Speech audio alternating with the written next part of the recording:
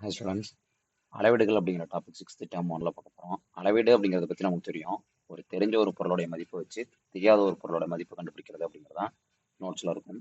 இதில் நம்ம பார்த்தோம்னா பன்னாட்டு அலகு முறைன்னு ஃபஸ்ட் கொடுத்துருக்காங்க. வெப்பநிலை அப்படிங்கிறதோட எஸ்ஐ அலகு என்னன்னு கேட்டிங்கன்னா கெல்வின் இருக்கும்.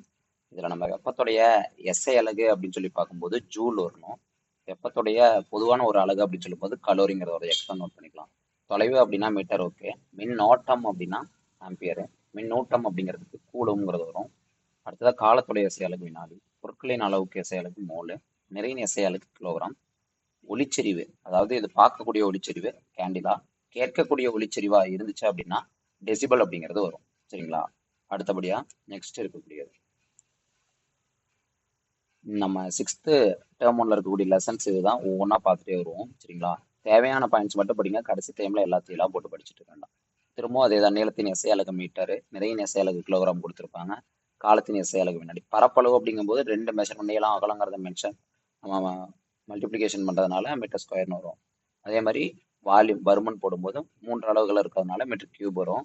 ஓகே, இதில் இருக்கக்கூடிய பேசிக்காக இருக்கக்கூடியதெல்லாம் பார்த்துக்கோங்க. ஜஸ்ட் 10 டெசிமீட்டர் அப்படிங்கிறது ஒரு மீட்டரு, 100 சென்டிமீட்டர் ஒரு மீட்டர், 1000 மில்லிமீட்டர் ஒரு மீட்டருங்கெல்லாம் ஜஸ்ட் பார்த்துக்கோங்க. சரிங்களா? ஓகே, நெக்ஸ்ட் இதுதான் முக்கியமானது. நிறை அப்படிங்கிறது பாருங்க. நிறை என்பது எப்பவுமே ஒரு பொருளுடைய பருப்பொருளுடைய அளவு தான். நிறையுடைய எஸ்ஐ அலகு கிலோகிராம் அப்படிங்கிறது படிச்சிருவோம். நிறைங்கிறது எப்படி கொடுத்துருக்காங்கன்னு பார்த்தீங்கன்னா, நிறையின் மேல் செயல்படும் புவியீர்ப்பு விசை தான் எடை அப்படின்னு சொல்லி கொடுத்துருப்பாங்க. எப்பவுமே பூமியின் மேல இருக்கக்கூடிய பொருளோட எடை அதன் நிறைக்கு நேர்த்தகவு இருக்கும். நேர்த்தகவு அப்படின்னா என்ன மென்ஷன் பண்ணதுன்னா, இப்போ நிறைய ஒரு 60 கிலோகிராம் இருக்குன்னா அதோட எடையும் ஒரு 100 நியூட்டன் இருக்கும். இதே ஒரு 70 கிலோகிராம் நிறை இருக்குன்னா 120 நியூட்டனா இருக்கும். நிறைய அதிகரிக்க அதிகரிக்க பூமியில அதோட எடையும் அதிகரிக்குங்கிறதா நேர்த்தகவல் இருக்குங்கிறத கொடுத்துருப்பாங்க. அதுக்கு அடுத்தபடியா பூமியோட நிலவுல ஈர்ப்பு விசை ரொம்ப குறைவா தான் இருக்கும். அதனால எடையும் குறைவா இருக்கும். ஆனா ரெண்டுலையுமே நிறை சமமாக இருக்கும். இதுல ஞாபகம் வச்சுக்க வேண்டிய விஷயம் என்னன்னு பார்த்தீங்கன்னா, நிறை எப்பவுமே சமமா இருக்கும். எடை இடத்துக்கு இடம் மாறுபடும். சரிங்களா? ஓகே, அதுக்கு அடுத்துதான் நெக்ஸ்ட் நம்ம பைக்ல ஓடோமீட்டர் அப்படிங்கிறது. சரிங்களா? ஓடோமீட்டர் அப்படிங்கிறது பைக்ல எவ்வளவு டிஸ்டன்ஸ் போயிருக்கோம் அப்படிங்கிறத காமிக்கக்கூடிய ஒரு இருக்கும். ஸ்பீடோமீட்டர்ங்கிறது எவ்வளோ ஸ்பீட்ல நம்ம டிராவல் பண்றோங்கிறது இருக்கும். சரிங்களா? முதல் படத்துல இது போதுமானது. அடுத்ததா 2வது படம் விசையும் இயக்கமும் அப்படிங்கிறது. சரிங்களா? விசை அப்படிங்கிறது ஒரு பொருள் மேல செய்யக்கூடிய தள்ளுதல் அல்லது இழுத்தல் செயல் அப்படிங்கிறத சொல்றாங்க. அடுத்த இயக்கம்ங்கிறது ஒரு பொருள் எவ்வளவு மூவிங்ல இருக்குங்கிறது. காலத்தை பொறுத்து ஒரு பொருளுடைய நிலை மாறிக்கிட்டே இருந்துச்சுன்னா அது இயக்கம்னு சொல்லலாம். இல்ல ஒரே இடத்துலதான் இருக்கு அப்படின்னா ஓய்வு நிலை அப்படிங்கிறத நம்ம சொல்லலாம். சரிங்களா? அடுத்ததா விசையை 2 வகையான விசையா சொல்றாங்க. ஒன்று தொடு விசை, தொடா விசை. சரிங்களா? இப்போ தொடு விசை அப்படின்னா அதுக்குள்ள மீடியம் ஏதாவது ஒன்று இருக்கும். காற்றா இருக்கட்டும், அதுவும் மீடியம் தான். சரிங்களா? தொடா விசைனா நடுவில் எந்த ஒரு மீடியமும் இருக்காது. தொடு விசைக்கு எடுத்துக்காட்டு பாருங்க, 2 கொடுத்துருக்காங்க. காற்றுனால கொடியை அசைந்தாடுவது கூட தொடு விசை தான். இதை தவறா போறதுக்கான வாய்ப்பு அதிகம்.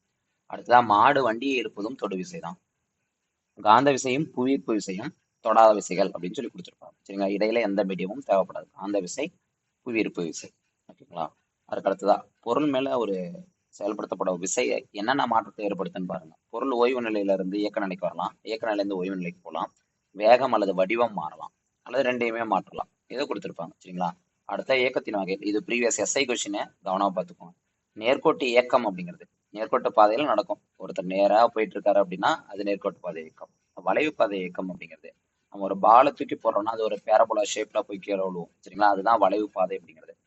வட்டப்பாதை இயக்கம் அப்படிங்கிறது ஒரு கயிறுல கல்லை கட்டிட்டு சுத்தும் போதே வட்டத்துல இருக்கக்கூடியதா வட்டப்பாதை இயக்கம். தற்சுழற்சி இயக்கம்ங்கிறது பம்பரத்தோட இயக்கத்தை சொல்றாங்க. பம்பரம் எப்படி சுத்துதுன்னு தெரியும். தன்னைத்தானே ஒரு அச்சுல மையமா வச்சுக்கிட்டு சொல்லக்கூடிய இயக்கம். இதுல மிக முக்கியமானது அலைவு இயக்கம் தான். அலைவு இயக்கம்ங்கிறது எப்படின்னு பார்த்தீங்கன்னா, ஒரே ஒரு புள்ளியை மையமா வச்சுக்கிட்டு முன்னாடியும் பின்னாடியும் நகரக்கூடிய இயக்கம். எதெல்லாம் அப்படி ஒரு புள்ளியை மையமா வச்சு முன்னாடி பின்னாடி நகருதோ அது எல்லாமே அலைவு இயக்கம் தான். எடுத்துக்காட்டு தனி ஊசல். ஒழுங்கற்ற இயக்கம் அப்படின்னா கூட்டத்துல நம்ம நடந்து போறது. ஒரு மாதிரி நடந்து போக முடியாது. சரிங்களா? அதுதான் ஒழுங்கற்ற இயக்கம் அப்படின்னு சொல்லுவாங்க. இதுல நிறைய இயக்கங்கள் கொடுத்துருப்பாங்க. ஜஸ்ட் ஆல்ரெடி படிச்சிருந்தீங்கன்னா இதை ஒர்க் அவுட் பண்ணி பாருங்க, போதுமானது. சரிங்களா? ஓகே, அடுத்ததா கால ஒழுங்கு மற்றும் கால ஒழுங்கற்ற இயக்கம் சொல்லியிருப்பாங்க. கால ஒழுங்கு இயக்கம் அப்படின்னா திரும்ப திரும்ப ஒரே டைம்ல நடந்துகிட்டே இருக்கிறது. பூமியை சுற்றி வரும் நிலவின் இயக்கம் கால ஒழுங்கு இயக்கம் அப்படின்னு சொல்லி கொடுத்துருக்காங்க. நிலவு பூமியை ஒரு 28 நாளைக்கு ஒரு முறை சுத்தி வந்துகிட்டே இருக்கும். இது நார்மலா கால ஒழுங்கு. ஆனால் அது அலைவு இயக்கம் அல்ல. அலைவு இயக்கம்னா எப்படி இருக்கணும்? ஒரு புள்ளிய மையமா வச்சுக்கிட்டு முன்னும் பின்னும் இருக்கணும். அப்போ பூமியை சுற்றி வரக்கூடிய நிலவின் இயக்கம் கால ஒழுங்கு இயக்கம் தான். ஆனா அலைவு இயக்கம் கிடையாது. இதெல்லாம் கூற்றுக்காரணத்தை தெளிவா போடணும். ஒரு ஊஞ்சல் ஆடிட்டு இருக்கக்கூடிய குழந்தையோட இயக்கம் பாருங்க, கால ஒழுங்கு மற்றும் அலைவு இயக்கம். எப்படி முன்னாடி போறதுக்கும் பின்னாடி போறதுக்கும் ஒரே கால ஒழுங்கு தான் இருக்கும். அதே மாதிரி ஒரு புள்ளியை மையமா வச்சுக்கிட்டு முன்ன பின்ன போறது. இது கால ஒழுங்கு மற்றும் அலைவு இயக்கத்துக்கான எடுத்துக்காட்டா சொல்லலாம். சரிங்களா? அதுக்கு அடுத்ததான் இந்த பாயிண்ட் புரியாத மாதிரி கொடுத்துருப்பாங்க. அலைவு இயக்கம் அனைத்துமே கால ஒழுங்கு இயக்கமாக அமையும். ஆனால் கால ஒழுங்கு இயக்கங்கள் அனைத்தும் அலைவு இயக்கமாக காணப்படாது. இப்ப அலைவு இயக்கம்னா தனி ஊசல் எந்த அளவுக்கு அலைவுல இருக்கோ அது கால ஒழுங்கு இயக்கமாகவும் இருக்கும். ஆனா இப்போ கால ஒழுங்கு இயக்கமான நிலவு பூமியை சுத்தி வர்றது அலைவேக்கமா இருக்காது. அதை கன்ஃபியூஸ் பண்ணிக்காம போட்டுக்கோம். சரிங்களா? ஓகே. அடுத்ததா வேகம் அப்படிங்கிறது ஓரளவு காலத்துல ஒரு பொருள் கடந்து வந்த மொத்த தொலைவு தான் அதோடைய வேகம் சொல்றது. இதை s equal to d by t ஞாபகம் வச்சுக்கலாம். Speed equal to distance by time. ஓகேங்களா? அதை ஞாபகம் வச்சுக்கலாம். ஓகேவா? அடுத்ததான் நெக்ஸ்ட் லெசன் நம்மை சுற்றியுள்ள பரப்புகள். இதுவும் லாஸ்ட் எஸ்ஐல கொஸ்டின்ல வந்திருக்கு. ஓகேங்களா? இந்த படம் முக்கியமான படம் தான். ஒரு மில்லியன் அப்படிங்கிறது 10 லட்சம். அதை ஞாபகம் வச்சுக்கோங்க. பருப்பொருள், அதாவது இந்த பாடப்பேரு நம்மை சுற்றியுள்ள பருப்பொருட்கள். பருப்பொருட்கள் எப்பவுமே திண்மம், திரவம், வாயு நிலையில இருக்குங்கிறது தெரியும். பருப்பொருளுடைய சிறப்பு பண்புகள்ல பாருங்க. பருப்பொருள்ல துகள்களுக்கு இடையில என்ன இருக்கு? அதிகப்படியான இடைவெளி இருக்கு. இது ஒவ்வொரு பருப்பொருளையும் மாறுபட்டு இருக்குன்னு சொல்லியிருப்பாங்க. பருப்பொருள் துகள்களுக்கு இடையில என்ன இருக்கு? ஈர்ப்பு விசை இருக்குன்னு சொல்லி கொடுத்துருப்பாங்க. ஓகேவா? அதுக்கு அடுத்ததான் பருப்பொருட்கள் திண்மம், திரவம், வாயு. இதுல எப்படியெல்லாம் இணைஞ்சிருக்குன்னு பாருங்க. துகள் எவ்வளவு நெருக்கமா இருக்கோ அது திண்மம். கொஞ்சம் அதை விட இடைவெளி குறைவா இருந்துச்சுன்னா நீர், இடைவெளி ரொம்ப அதிகமா இருந்துச்சுன்னா அது காற்று அப்படின்னு சொல்லி வகைப்படுத்திருப்பாங்க. அடுத்தா இங்க மிக முக்கியமான பாயிண்ட் பாருங்க. வாயு நிலையில் உள்ள பொருட்களை திரவ நிலைக்கு மாற்றும் நிகழ்வை தான் திரவமாக்கல்ங்கிறோம். இப்ப என்ன பண்றாங்கன்னு பாருங்க. ஒரு வாயுல அழுத்தத்தை ரொம்ப அதிகரிக்கும் போது என்ன பண்ணுன்னா மூலக்கூறுகள் ஒண்ணு நெருங்கி வரும். அதோடைய வெப்பநிலை குறையறதுனால அதோடைய ஆற்றலும் குறைஞ்சு வாயுல இருந்து திரவ நிலைக்கு மாறும். அந்த மேல இருக்க பிக்சரை பாத்தீங்கன்னா தெரியும். சரிங்களா? ஓகே. திண்மம் எப்பவுமே அழுத்தத்துக்கு உட்படாது. திரவம் சிறிதளவு அழுத்தத்துக்கு தான் உட்படும். வாயு அதிக அளவு அழுத்தத்திற்கு உட்படும். இந்த வாயுல தான் அழுத்தத்தை ஏற்படுத்தி நம்ம என்ன பண்ணிடுறோம்? அதை திரவ நிலைக்கு கொண்டு வரோம் அப்படிங்கிறது. சரிங்களா? இதுல திண்மம், திரவம், வாயுவை பத்தியான டீட்டெயில்ஸ் கொடுத்துருப்பாங்க. ஜஸ்ட் வாசிங்க, போதுமானது. அடுத்ததா தூய பொருள் கலவை பத்தி கொடுத்துருப்பாங்க. ஒரு தூய பொருள்னா ஒரே ஒரு பொருள் மட்டும்தான் அதுல இருக்கணும். சரிங்களா? ஒரே வகையான துகளா இருக்கும். ஆக்சிஜனா ஆக்சிஜன் மட்டும் இருக்கணும். சரிங்களா? அடுத்ததா தூய பொருட்கள் தனிமமா இருக்கலாம், சேர்மமா இருக்கலாம்னு கொடுத்துருப்பாங்க. அடுத்ததா ஒரு தனிமம் ஒரே வகை அணுக்களால் ஆனது. இப்ப ஆக்சிஜன் அப்படிங்கிறது ஒரு தனிமம் சொல்லணும்னா முழுக்க முழுக்க ஆக்சிஜன் இருக்கும். ஒரே வகை அணுக்கள். சரிங்களா? அடுத்ததா இருக்கக்கூடியது சேர்மம் அப்படின்னா இப்ப NaCl சோடியம் குளோரைட சொல்லலாம். உப்பு. 2 அல்லது அதுக்கு மேற்பட்ட தனிமங்கள் சேர்ந்திருக்கு. சோடியம்ங்கிறதும் குளோரின்ங்கிறதும் சேர்ந்திருக்கிறது தான் சேர்மம் அப்படிங்கிறது. கலவைங்க அப்படிங்கிறது ஒன்றுக்கும் மேற்பட்ட பகுதி பொருட்களை கொண்டதா இருக்கும். சரிங்களா? ஓகே. அடுத்ததா கலவைகளை பிரித்தெடுக்கும் முறை. இதுதான் அதிக முறை கொஸ்டின்ல கேட்டிருக்காங்க. எஸ்ஐலையும் சரி பிசிலையும் சரி கொஸ்டின் கேட்டிருக்காங்க. சரிங்களா? ஒவ்வொன்றா பார்த்துடலாம். ஃபர்ஸ்ட் காந்த பிரிப்பு. காந்த பண்பற்ற பொருட்களை காந்த பண்புள்ள பொருட்களை இருந்து பிரிக்கிறது. கதிரெடுத்தல்னா போர் அடிக்கிறதுனா இந்த மாதிரி அடிச்சு எடுக்கிறது. தூற்றுதல், இதுதான் முக்கியம்.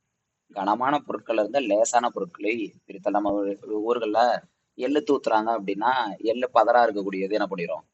காத்துல அடிச்சுட்டு போயிடும். அடுத்தது சலித்தல். வேறுபட்ட பருமன் கொண்ட திண்மங்களை பறித்தல். மணல் சலிப்போம் அப்படின்னு சொல்லியிருப்போம். பெரிய பெரிய கல்லா இருந்தா எடுத்து கொட்டிடுவோம். அடுத்ததா கையால் தேர்ந்தெடுத்தல். அரிசி பருப்புலாம் கலந்துருந்தா என்ன பண்ணுவோம்? பிரிச்சு எடுக்கிறது. அடுத்ததா கடைதல். நம்ம மோர் கடைகிறத சொல்லலாம். நீர்மங்களில் கரைந்துள்ள திண்மங்களை பறித்தல். மோர் கடைஞ்சோம்னா என்ன பண்ணுவோம்? தனியா வெண்ணையோ நெய்யோ எடுக்கலாம். அடுத்ததா படிய வைத்தல். திரவத்துல கரையாத பொருட்களை, அதாவது நம்ம தண்ணி பிடிக்கிறோம், ரொம்ப கலங்களா இருக்கு, மண்ணும் சகதியுமா இருக்குன்னா நம்ம தண்ணியை பிடிச்சு போய் அப்படியே வச்சிருவோம். ரொம்ப நேரம் கழிச்சு அது என்ன ஆயிரும்? எல்லாமே கீழே வந்து படிஞ்சிரும். அதுக்கு தண்ணியை மட்டும் எடுத்துக்கும். இதே சேம் தான். ஆனா இதுல தெரிய வைத்து இருத்தல், மேலாம தண்ணியை இழுத்துக்கிறது. சரிங்களா? அடுத்ததா வடிகட்டுதல். நீர்மங்களில் கரையாத திண்ம பொருட்களை பிரிக்கக்கூடியதுன்னு சொல்லியிருப்பாங்க. இது ஆல்ரெடி கேட்டுட்டாங்க, ஜஸ்ட் பார்த்துக்கணும். சரிங்களா? அடுத்ததா துணி துவைக்கும் இயந்திரம் மூலம் துணிகளிலிருந்து நீர் வெளியேற்றப்படுகின்றன. அதாவது வாஷிங் மிஷின்ல எந்த மாதிரியான முறை பயன்படுத்தினா மைய விலக்கல் முறைன்னு சொல்லுவாங்க. அதாவது வாஷிங் மிஷின்ல அது ரொட்டேட் பண்றது மூலமா அதுல கூடிய தண்ணி வெளியேற்றப்படும். அதை கொடுத்துருப்பாங்க. அடுத்ததா உமி.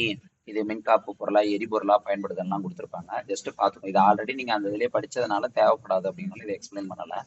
தேவையில்ல அந்த அளவுக்கு. சரிங்களா? கடைசி டைமே பதட்டம் இல்லாம கரெக்டா தேவையான அளவுக்கு படிச்சா போதுமானது.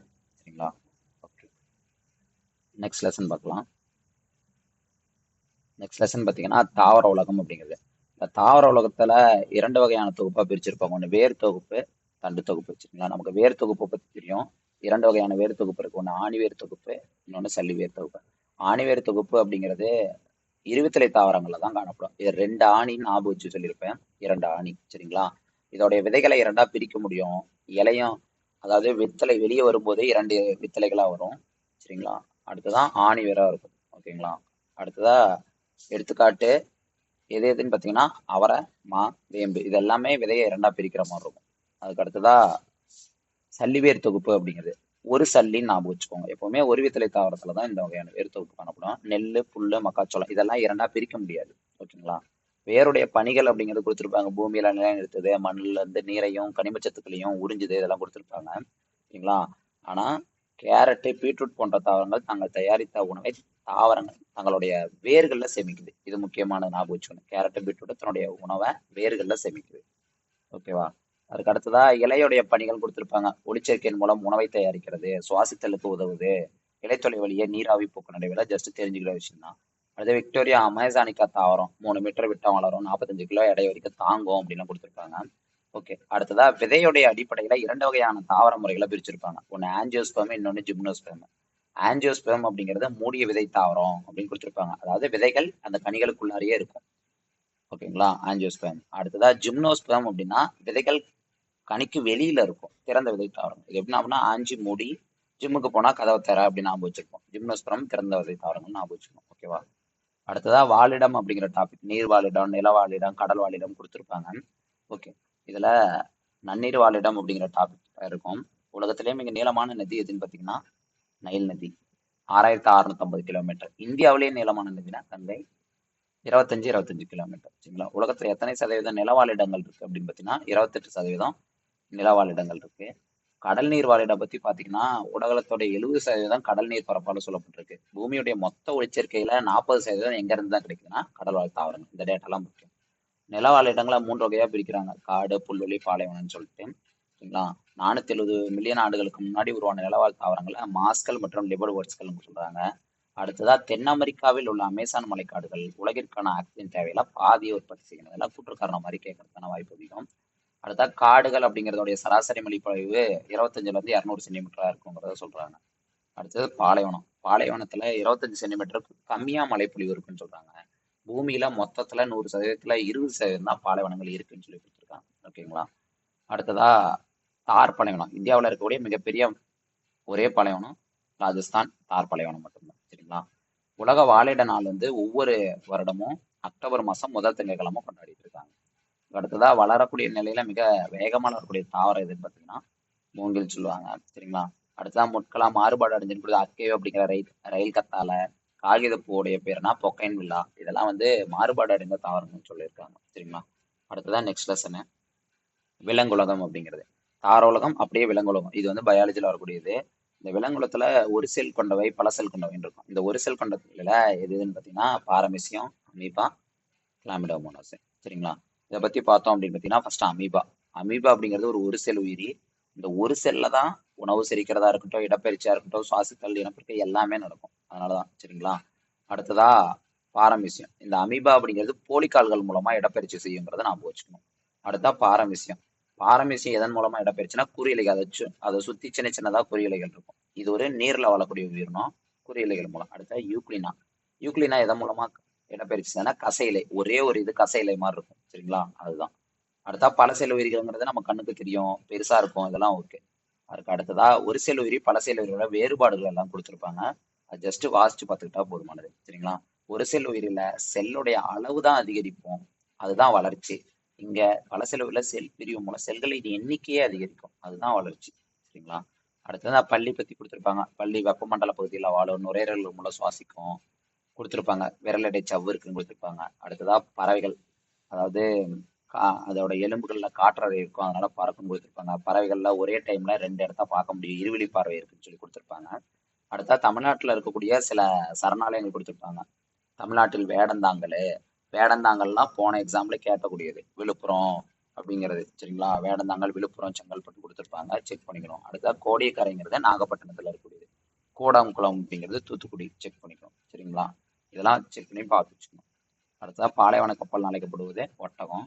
அதாவது சில விலங்குகள் வந்து குளிரை தாங்கிக்கிறதுக்கும் வெப்பத்தை தாங்கிக்கிறதுக்கும் அந்த டைம்ல உறங்கிட்டு இருக்கும்.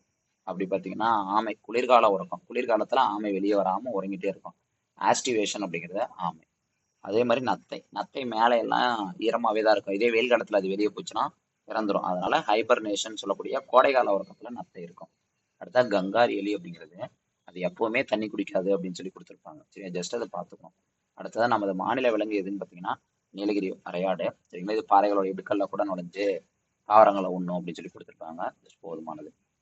புக் பேக் கொஷின்ஸ் எப்பவுமே முக்கியம், ஜஸ்ட் ப்ராக்டிஸ் பண்ணுங்க. அடுத்தா உடல் நலமும் சுகாதாரம். எஸ்ஏ எக்ஸாமை பொறுத்த வரைக்கும் அந்த diet and nutrition, health and ஹைஜீன்ங்கிறது ரொம்ப ரொம்ப முக்கியமான லெசனு. இந்த பாடத்துல தான் சிக்ஸ்த் ஃபர்ஸ்ட் டைம்லயே அதிகமான டாபிக் இருக்கும். இதுல எஸ்ஐல கொஸ்டினும் கேட்டிருக்காங்க. சரிங்களா, அடுத்ததா உலக சுகாதார நிறுவனம் ஒரு மனிதனுடைய நலம் அப்படிங்கிறது சமூக நலம், மனம் எல்லாத்தையுமே குறிக்குது. நோய் இல்லாம இருக்கிறத மட்டும் குறிக்கலாங்கிறத சொல்லியிருப்பாங்க. சரிங்களா, அதாவது நம்ம சுத்தி என்ன அழுத்தங்கள் மாற்றங்கள் நடைபெற்றாலும் நம்ம உடல்ல சமநிலை வச்சுக்கக்கூடிய நிலைக்கு பேரு ஹோமியோஸ்டேசிஸ் அப்படின்னு வரையறுக்கிறாங்க. அடுத்ததா ஊட்டச்சத்துக்கள். நம்ம உடம்புக்கு தேவையான முக்கியமான ஊட்டச்சத்துக்கள் ஒரு 6 வகைப்படும். என்னன்னு பார்த்தீங்கன்னா கார்போஹைட்ரேட்டு, புரதங்கள், கொழுப்பு, வைட்டமின், தாது உப்பு, நீர். நமக்கு கார்போஹைட்ரேட்டுங்கிறது தான் ஆற்றல் தரக்கூடிய உணவு. அதுதான் நம்ம சோறு சாப்பிட்டுக்கிறோம் இல்லைங்களா, இதெல்லாம் ஆற்றல் தரும் உணவுப் பொருட்கள். இதுல இருக்கக்கூடியது பாருங்க. அடுத்ததா கொழுப்பு. கொழுப்பும் ஒரு ஆற்றல் தரும் உணவு தான், ஆனா கார்போஹைட்ரேட்டை விட அதிக ஆற்றல் தரக்கூடியது. நம்ம இறைச்சி எடுத்துக்கிறது இதெல்லாமே கொழுப்பு தான்.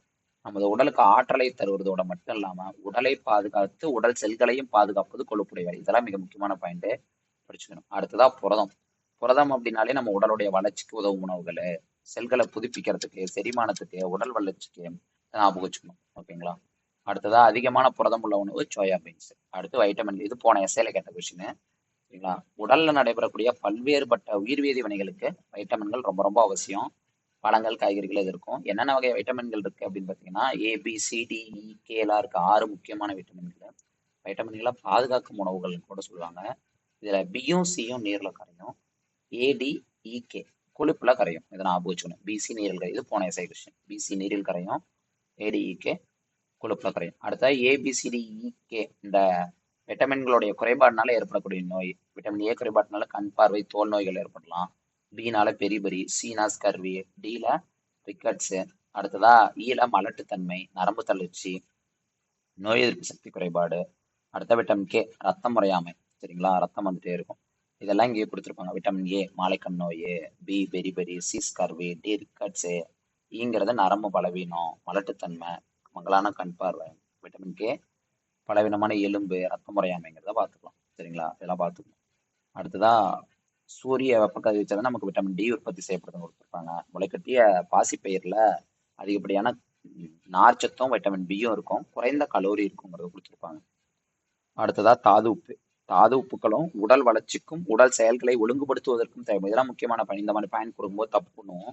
உடல் வளர்ச்சிக்கும் உடல் செயல்பாடுகளை ஒழுங்குபடுத்துவதற்கும் தேவைப்படுவதுன்னு பார்த்தீங்கன்னா தாது உப்புக்கள். சரிங்களா, தாது உப்புக்களையுமே பாதுகாப்பு உணவுகள் அழைப்பாங்க. நம்ம வைட்டமின்களை தான் தாது உப்பு உணவுகள் படிச்சோன்னு சொல்லிட்டு இது இல்லைன்னு சொல்லி போட்டக்கூடாது. இதுவும் பாதுகாப்பு உணவுகள் தான். தெளிவா அப்படிங்க. கால்சியம் அப்படிங்கிறது உடம்புடைய எலும்புகளுக்கும் ரத்த முறைகளுக்கும் முக்கியமான பங்கு வகிக்குது. பாஸ்பரஸ் வலுவான எலும்பு, பற்கள். அயோடின் தைராய்டு ஹார்மோன் உற்பத்தி. இரும்பு சத்து ஹீமோகுளோபின் உற்பத்திக்கும் மூளை வளர்ச்சிக்கும் பயன்படுது. உலகத்திலே 80% முருங்கைக்கீரை இந்தியாவில தான் இருக்குங்கிறத கொடுத்துருப்பாங்க. சரிங்களா, அதுக்கு அடுத்ததான் புரத குறைபாட்டாலே ஏற்படக்கூடிய நோய் அப்படின்னு பார்த்தீங்கன்னா குவாஷியோர்கர். குவாஷியோர்கர் அப்படிங்கிறது வளர்ச்சி குறைபாடு, முகம் கால்களை வீக்கம், வயிற்றுப்போக்கு, உப்பிய வயிறு உப்பிக்கிட்டு இருந்துச்சுன்னா குவாஷியோர்கர். சரிங்களா, ஓகே. அடுத்ததான் மராஸ்மஸ் அப்படிங்கிறது மெலிஞ்ச உடல் மெதுவான வளர்ச்சி, மராஸ்மஸ். ஓகேங்களா, மரம் மாதிரி மெலிஞ்சிருக்கான்னு ஞாபகம் வச்சுக்கோங்க. அடுத்ததா தாது உப்பு குறைபாடு, கால்சியம் குறைபாட்டால ரிக்கட்ஸ், பாஸ்பரஸ் குறைபாட்டினால ஆஸ்டியோ மலேசியா. இதெல்லாம் திரும்ப திரும்ப படிக்கணும், கொஸ்டின் கேட்குற ஏரியா. அயோடின் குறைபாட்டினால குழந்தைகளுக்கு கிரெட்டினிசம், பெரியவங்களுக்கு முன்கழுத்து காலல.